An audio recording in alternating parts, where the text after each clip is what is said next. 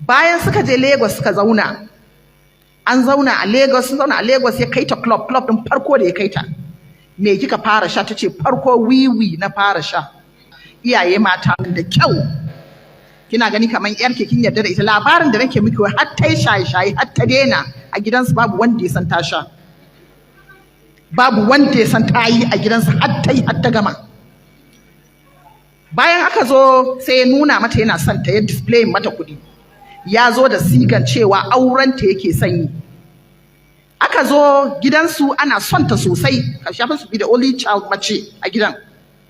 Suka zauna a gidan, sai ta fita. Bayan ta zo sai ya ce mata yana so dan Allah, da ba din tsaro irin na gida ba da waye yana so da Allah ka raka shi Lagos. Sai ta ce bara ban da ba. Sai ce jirgin sama ne yanzu kun san yadda maza suke yi. Ta ce sai ta ji jirgin sama. Tana jin jirgin sama ta tafi gida, ta yi ƙarya